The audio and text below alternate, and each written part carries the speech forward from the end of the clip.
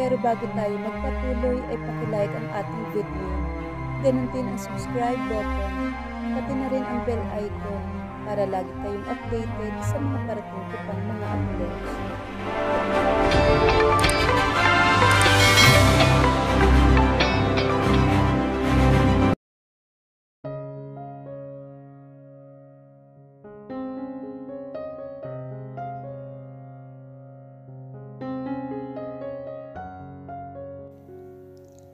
Maging si Rex ay hindi nakaligtas sa kanya. Mabilis ang pag-igkas ng kanyang kamao at tumama iyon sa kanang pisngi ni Rex. "You shut up!" Sigaw niya kasabay ng pagbalong ng kanyang mga luha. Agad siyang inawat ni Ryan at ni Daniel. Buong lakas siyang sumigaw, wishing that it just another nightmare. At pagkagising niya ay muli ang mukha ng asawa niya ang kanyang masisilayan. Ang sakit na nararamdaman niya ay walang kapantay. Base sa evidence na ipiniresenta ng traffic enforcement at kuha ng CCTV camera sa pinangyarihan ng aksidente, ay mabilis ang pagpapatakbo ni Violet ng sasakyan nito. Hindi nito napansin na nasa red light mood na ang traffic light.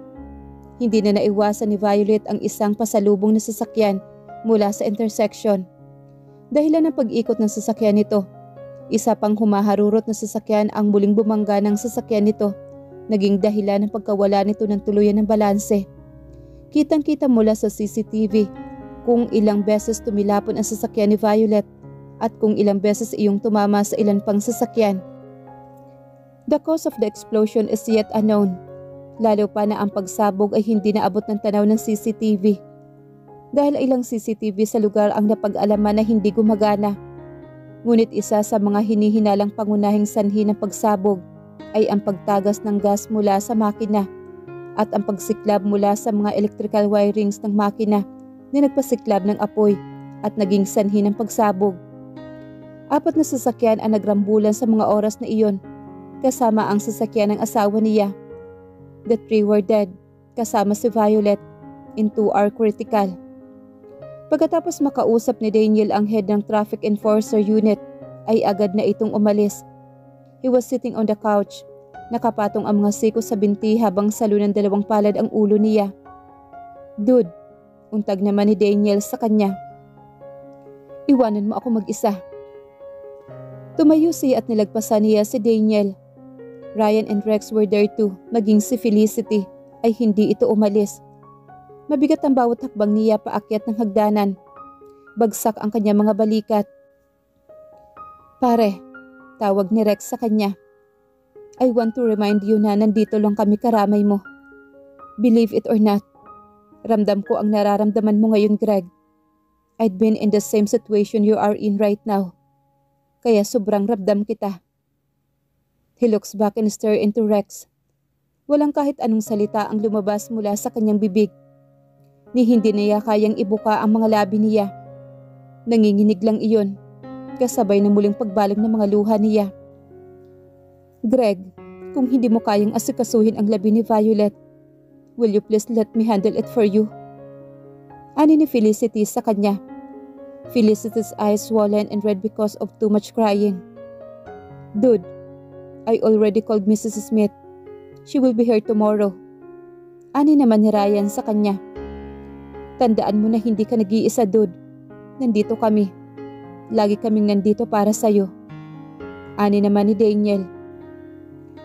Isa-isa niyang tiningnan ang mga kaibigan niya. Matinding pag-alala ang rumhistro sa mukha ng mga ito. Muling bumaba ang kanyang tingin at muling naglakad paakyat. Hindi niya alam ang dahilan kung bakit nangyayari ang mga bagay na ito sa kanya. All his loved ones dies because of the car accident.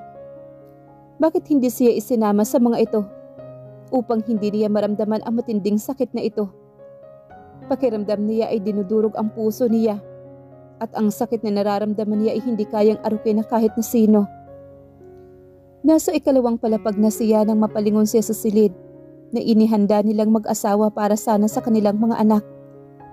Mabigat ang bawat hakbang niyang tinungo ang silid. Marahan niyang pinihit ang seradura pabukas. Hindi siya pumasok. Mula sa siwang ng pintuan ay nanatili siyang nakatayo. Naglalakbay ang kanyang paningin sa bawat sulok ng silid. Napatuon ang kanyang paningin sa rocking chair, kung saan nakaupo si Violet paminsan-minsan. Tila pa niya nakikita ang asawa niyang nakapikit, habang gumagapang ang rocking chair at ang crib na may nakaukit pang pangalan ng kanilang mga anak.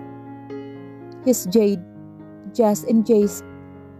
Hindi malang siya nabigyan ng pagkakataon na mayakap ang kanyang mga anak. Marinig ang unang iyak, makita ang unang hakbang, makita ang unang subo ng pagkain, at higit sa lahat, marinig man lang na sambitin ng mga anak niya ang katagang daddy. Awang ang mga labing taas-baba ang dibdib niya, habang walang tigil sa pag-agos na masaganang luhas sa kanyang mga mata. Muli niyang sinara ang pintuan at muling inihakbang ang paa, papunta sa kanilang silid na mag-asawa.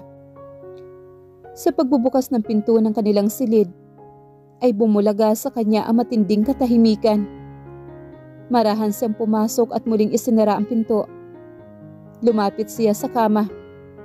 Wala sa ayos ang kumot, maging ang unan. Ano ba talaga ang nangyari ng gabing yun? Bakit umalis ang asawa niya? Bakit nagpanik ang asawa niya? Bakit? Bakit?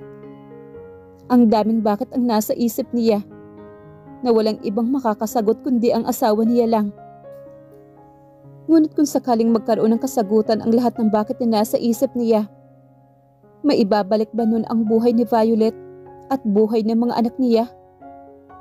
Napasambunot siya sa sariling buhok at tumayo. Dinampot niya ang lampshade at itinapon sa kung saan. He took the telephone and threw it all the wall. Malakas siyang sumigaw, at lahat ng mahawakan niya ay ipinagbabagsak niya. Maging ang vase na may laman ng tulips flower ay kinuha niya at ibinato sa sliding glass door. Kasabay na pag-ingay na pagbagsak ng vase ay ang pagkawasak ng sliding glass door at ang pagkapira-piraso ng salamin sa sahig. Naibato niya ang lahat ng dapat ibato, ngunit nanatili pa rin ang matinding sakit sa kaibuturan ng kanyang puso. Everything around him became dark. Wala na ang tanging tao na nagbibigay sa kanya ng liwanag. Ang tanging tao na nagbibigay sa kanya ng lakas. Natagpuan niya na lang ang sarili na naglalakad patungo sa walk-in closet. Nakita niya ang maternity dress ng asawa niya na nasa loob ng dirty clothes basket. Kinuha niya iyon at napaluhod siya. Nakaluhod na niyakap niya ang damit ng asawa. At dinala iyon sa kanyang dibdib. At walang tigil sa malakas na pag-iyak. Sweetheart, ang sabi ko sa'yo huwag kang lalabas. Sabi ko hintayin mo ako, hindi ba? Sabi niya sa nanginginig ang boses niya at walang humpay ang pag-agos na masaganang luha sa kanyang mga mata. You promise, sweetheart. You promise. Why, sweetheart? Why? Bakit hindi ka nakinig sa akin? Paulit-ulit na tanong niya habang walang humpay ang paghagulhol. Walang paglagyan ang sakit na nararamdaman niya. Makalipas lang ang ilang araw, sinunod niya ang suhestyon ni Felicity. Ito ang nag-asikaso ng sinasabing labi ng kanyang asawa. At kahit ng araw ng libing nito, he never show up. Sitting at the corner of the minibar inside his house, nakabaluktot ang isang binti niya. Habang ipinapatong niya sa tuhod ang isang siko at hawak ng isang kamay ang isang buti ng alak. He wanted to fall asleep forever. Dahil kapag tulog siya, lagi ay kasama niya si Violet. Lagi niyang naririnig ang boses ng kanyang mga anak. Nayayakap, nahahagkan at higit sa lahat, nakakaramdam siya ng matinding kaligayahan. But the moment he opened his eyes, reality welcomed him and slapped him hard. The reality that his wife is gone. The reality that his kids never existed. Tumayo siya at lumabas ng bahay. It was midnight. Binuksan niya ang pinto ng sasakyan at pumasok. Binuhay niya ang makina at pinaharurot iyon papalayo. Hindi niya alam kung saan ang kanyang destinasyon. Ngunit natagpuan niya na lang ang sarili sa harap mismo ng puntod ng kanyang pamilya sa Forest Lake Memorial Park. Bitbit ang bote ng alak ay lumabas ng sasakyan at tumingala sa langit. Madilim ang gabi. Makulimlim maging ang kalangitan. Sumasabay maging ang malakas na tunog ng likha ng malakas na kulog at kidlat na gumuguhit sa gitna ng dilim. What a scenario! Tila nakikisimpatya sa kanya maging ang panahon. Pumasok siya sa loob ng mausoleum kung saan nakalibing ang mga taong mahalaga sa kanya, kasama ang pinakamamahal na asawa at anak. You people are so cruel. How could you do this to me? Bakit niyo ako iniwan?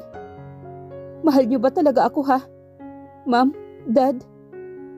Binuksan niya ang bitbit na alak. Dinala iyon sa kanyang bibig at tinungga niya iyon. Ikaw, Lolo. Pinakasal mo ako sa isang babae na sa hinagap ay hindi ko akalaang mamahalin ko ng sobra. Mamahalin ng higit sa buhay ko.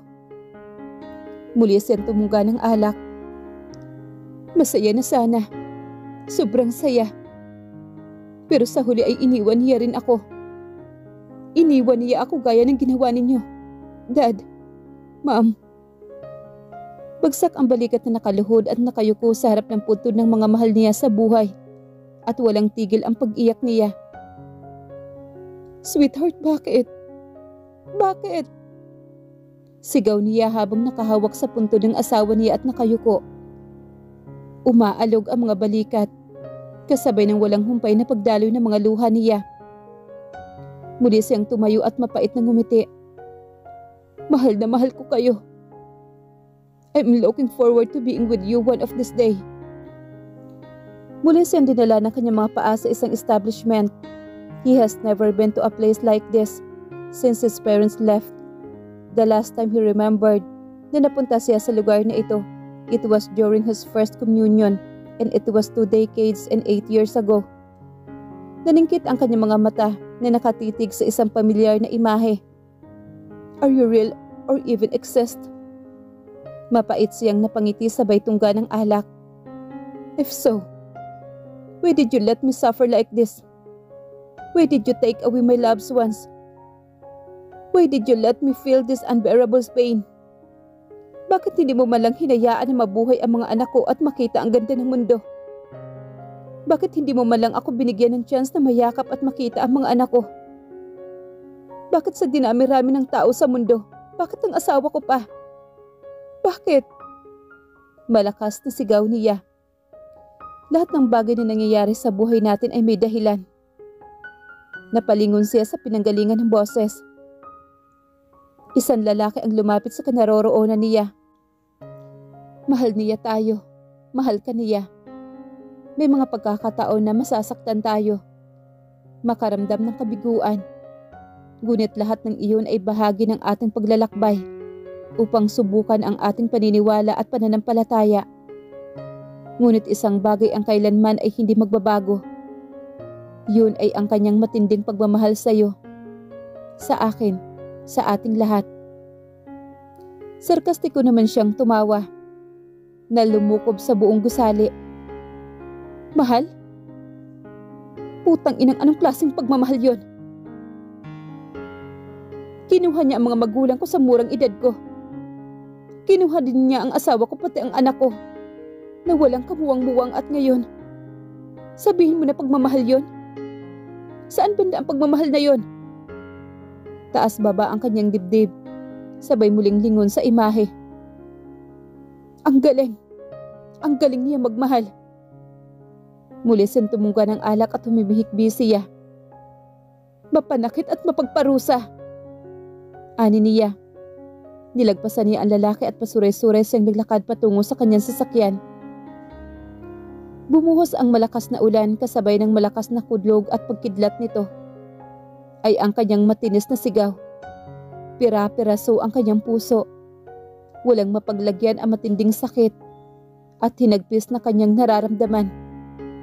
Akman niyang bubuksan ang pintuan ng sasakyan nang maramdaman na may humila sa kanyang braso. He looked back. Napaawang ang kanyang mga labi. Greg?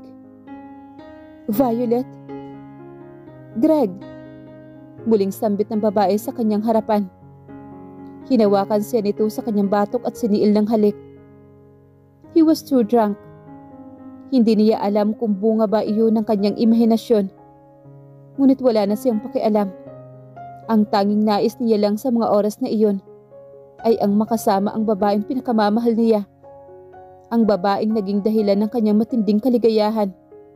Ang babaeng nagdadala ng liwanag sa kanyang buhay. His Violet. His Luna.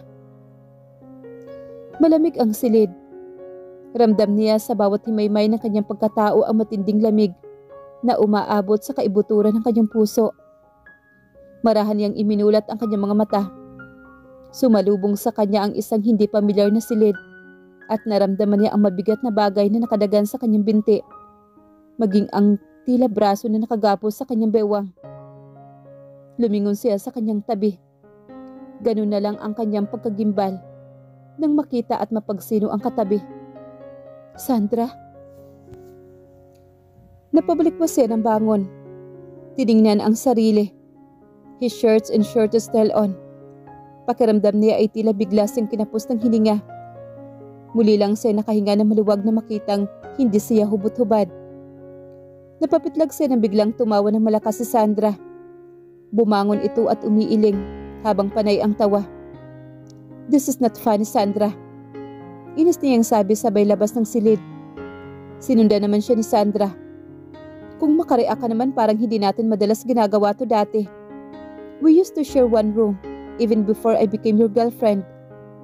Ani nito nang hindi mapuknat ang ngiti sa mga labi nito.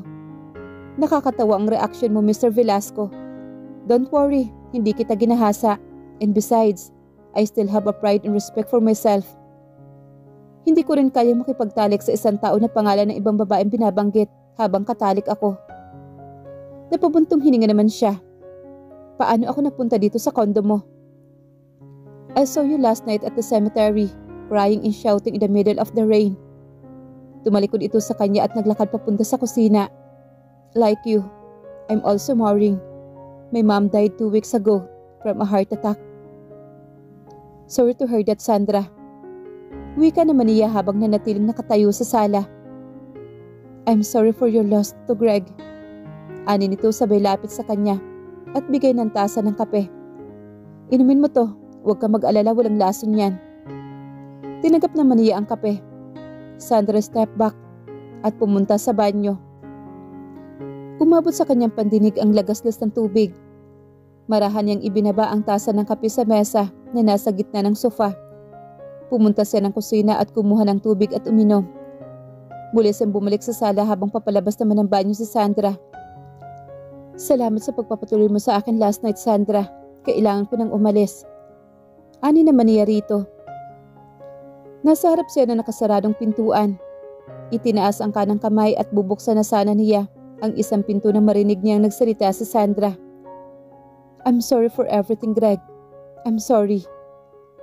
Muli niya itong binalingan at matamang tinitigan. Sorry for what, Sandra?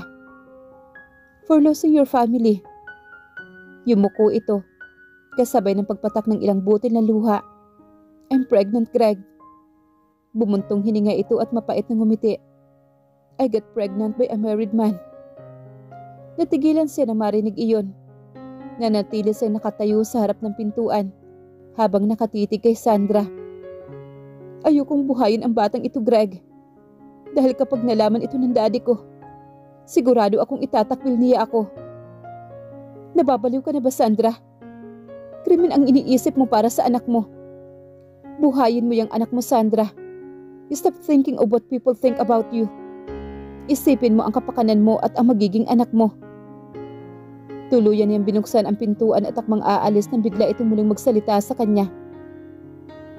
Susubukan kong gawin, Greg. Mag-iingat ka. Oo nga pala. Nakangiti ito sa kanya. You're still a good kisser. Napangiti naman siya. Mapagsamantala ka talaga. Please don't do that again, Sandra. Panatilihin mo ang respeto sa sarili mo. And so I do. The respect I have for my wife and my marriage will always remain in here. Tinuro niya ang kanyang dibdib at ngumiti dito. I'm leaving. Ani niya sa katuluyang lumabas ng silid. Ilang taon ang lumipas. Ngunit ang sakit ay nanatili pa rin. Walang araw at gabi ang lumipas nang hindi sumasagi sa isip niya ang kanyang asawa. Like what he promised to himself, he remains faithful to Violet until his last breath. Masakit ngunit wala siyang magagawa kundi magpatuloy sa buhay. He traveled anywhere he wanted na, kahit papaano ay nakatulong upang maibsan ang kanyang matinding pangungulila. Ilang taon na ba ang nakalipas? 3 taon? Hindi, 5 taon na pala ang lumilipas. Ngunit pakiramdam niya ang lahat ng masasakit na alaala na nangyayari ay tila kahapon lang. Ang sugat at sakit na nararamdaman niya ay ganoon pa rin at walang ipinagbago. Malaki ang pinagbago ng lahat. The day Violet passed away, maraming revelasyon ang tungkol sa pamilya at pagkatao niya ang kanyang natuklasan. Ang kaibigan at pinagkakatiwalaan niyang head ng legal team ng VGC turns out to be his uncle, his deceased grandfather, son on his secretary. Nalaman niya ang lahat after he read the letter his grandfather left for him na iniwan nito sa kanyang mama Claire. He turns the management of the entire VGC to Randolph.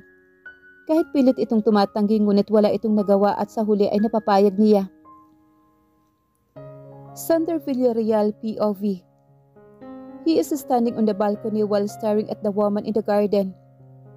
Masinop nitong inaayos ang mga bulaklak sa paso. It was summer in Switzerland. Tinatangay ng hangin ang alon-alon na buhok nito. It's a miracle that she survived a severe coalition of a car crash accident. Wala ni katiting na pagsisisi sa sarili niya na inilayo niya si Violet. Dahil kung hindi ginawa niya iyon, she might dead right now. The memory from 5 years ago, it's still fresh in his mind. 5 minuto nang marating niya ang kinaroroonan ni Violet. Nasaksihan niya kung paano tumilapon ang sasakyan nito at kung paano iyon bumaliktad. Mabilis ang bawat kilos niyang lumabas ng kanyang sasakyan at tinakbo ang sasakyan ni Violet. Puno ng dugo ang mukha nito. Sa kabila ng matinding kaba ay nagawa niyang ilabas ng sasakyan si Violet. Ilang segundo lang ay nakalayo siya habang karga-karga sa bisig si Violet ay sumabog ang sasakyan nito. Ang bilis ng tibok ng puso niya ng mga oras na iyon. Maging ang kanyang kalamnan ay nanginginig sa sobrang takot. Takot sa maaaring mangyari kay Violet at sa mga anak nito. Panay ang lingon niya kay Violet at sa malaking umbok ng tiyan nito habang nagmamaneho. On his way to the hospital, tinawagan niya ang kaibigan ng kanyang doktor. Isinugod si Violet sa operating room para iligtas ang mga sanggol na nasa sinapupunan nito. 7 buwan siyang buntis noon. He was about to tell Greg the truth. Ngunit ang nasa bahay na siya nito at nasa gate na lang siya, rinig na niya ang usapan tungkol sa pagkamatay ni Violet. Mas lalong nagimbal at nayanig ang buo niyang sistema pagkatapos makita ang balita tungkol sa pagkamatay ni Violet dahil sa aksidente. Isa lang ang sumagi sa isipan niya. Violet's life was in danger. People think she is dead. Bakit hindi na lang niya hayaan iyon na paniwalaan nila? Pwede din naman sigurong maging sakim din siya paminsan. Pwede din naman siguro na sundin na lamang niya ang gusto niya at huwag nang isipin ang ibang tao. Total patay na ito sa kaalaman ng lahat. Ngunit hindi siya nawala ng pag-asa. He flew to Switzerland at dinala niya si Violet upang ipagamot doon. Dahil sa aksidente ay nagtamo ito ng severe head injury. Violet is state of coma for 1.5 years at nang magising ito, she can speak well and she can't even walk. Violet also suffered from selective amnesia. Almost 1 year Violet undergoes therapy upang muling makalakad at makapagsalita ng maayos. He wants to be selfish at samantalahin ang pagkakataon na walang maalala si Violet tungkol sa pagpapakasal nito kay Greg. Ngunit hindi niya magawa. Pero natatakot siya na baka kamuhian siya nito sakaling bumalik ang alaala nito. Simula na magising ito, walang gabi na hindi niya naririnig ang iyak nito habang sinasambit ang pangalan ni Greg sa gitna ng mahimbing na pagtulog. At nasasaktan siya dahil kahit siya ang kasama nito, kahit siya ang nasa tabi nito, nanatiling si Greg at si Greg pa rin ang naaalala ng puso nito. Masakit pero kailangan niyang tanggapin ang katotohanan na hindi siya kundi si Greg ang kailangan ni Violet. "Mami!" Matinis na sigaw ng isang batang babae habang mabilis itong tumatakbo patungo kay Violet. Agad na yumakap ito sabay turo sa dalawang batang lalaki na humahabol sa kanya. "Mommy, hide me please." Nakita niya ang pagkunot ng noo ni Violet. "Ano naman ba kasi ang ginawa mo?" Umiling lang ang batang babae. "Mommy, sinira niya ang Lego information namin ni Atlas." Ani naman ni Alex.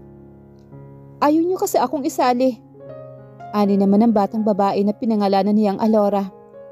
Napangiti siya na makitang nagtatago ito sa likod ni Violet habang nakagapos ang maikling braso sa mga binti ng ina nito. "Lego is not for the girls, Alora. You play Barbie instead." Ani naman ni Atlas. "Alora, bakit kasi ang hilig mong paglaruan ng panlalaki? You're girls, darling, not a boy. Lego cars and gun toys are for the boys." Lumuhod naman si Violet upang mapantayan nito ang anak na babae. "I want a playmate too, Mommy. I can't just play alone. And the gun is for the girls too. I saw Tita Abby play with the gun." Inosenteng sagot nito sa ina. Napaawang naman ang labi ni Violet. Napangiti naman siya. Greg and Violet triplets was born at 7 months. They were too tiny. Hindi niya akalaing lalaki sila ng ganito kaliksi. 5 months after they arrived in Switzerland ay sumunod ang triplets. Dala ito ng kaibigang doktor na si Trinity Quijano, his best friend with benefits. At pagkalipas pa ng ilang buwan ay biglang sumulpot si Abby. Hindi niya alam kung paano sila natagpuan ito. Sabi ni Abby na ibalik si Violet sakaling gumaling na ito dahil kung hindi ay ididemanda siya nito ng kidnapping. Bumuntong hininga siya at natanong ang sarili kung may pinagsisihan ba siya sa mga nangyari. No, there is no regret. Ang mahalaga buhay ang babaeng mahal niya. Buhay si Violet. Kahit alam niya na kahit kailan ay hindi masusuklian ito ang pagmamahal niya. At kahit kailan ay hindi ito mapapasa kanya. Ang mahalaga ay buhay ito at nakikita niya. Kailan mo siya balak ibalik sa Pilipinas? Napalingon siya sa pinanggalingan ng boses. She just recovered some of memories, Trinity. You don't have the plan to hide her forever, right? Ngumiti naman siya at binalingan niya si Trinity. Nagsiselos ka na naman ba? No, I'm not, Sander. Mabilis na depensa naman ito. Bumuntong hininga naman ito. Kung alam ni Felicity, ay isusumpa niya ako hanggang sa kamatayan, Sander. Tumawa lang naman si Sander. O baka patayin ka niya. Uunahin kitang patayin kung sakali man. They both laughed. So what is your plan? Sa pagbabalik ng Pilipinas, are you planning to play Cupid for your best friend and for the woman you've been obsessed with? Mapang-uyam na tanong nito sa kanya. I don't have the plan to do that, Trinity. I will just let destiny makes its way. Kung sila talaga, gagawa at gagawa ang tadhana ng paraan upang pagtagpuin silang dalawa. Ani niya at bumuntong hininga. How about the cause of the accident at ang taong nagtangka sa buhay niya? What is your plan? Abby will be in charge of that, Trinity. Besides Abby being police officer, I knew she was capable of finding the culprit. Baka alam na nga niya. Hindi siya atat na pauwi ng ate niya kung hindi ito sigurado sa kaligtasan ni Violet. Ate, kain na tayo. Napatingin siya sa pinagalingan ng boses. Si Abby. Trinity taps his shoulder. Kakain na tayo. Ani nito. Sige, susunod na ako. Ani naman niya. Napapikit siya ng mga mata kasabay ng paghugot niya ng malalim na buntong hininga. Handa na ba talaga siya na ibalik si Violet? Handa na ba talaga siyang isuko uli ito kay Greg sa ikatlong pagkakataon? Sa loob ng 5 taon, he always saw her crying in silence. Sa loob ng 5 taon, madalang lang ang gabi na hindi nito sinasambit ang pangalan ni Greg. Violet once asked him a questions about the father of her kids. Ang tanging na isasagot niya lang ay, magpagaling ka, dahil sa alaala mo nakasalalay ang katauhan ng ama ng iyong mga anak. Will he just simply say those words to motivate her? Kahit na tila pinagtatarak ng punyal ang kanyang dibdib. Oras na para itigil ang kanyang kabaliwan at harapin ang realidad.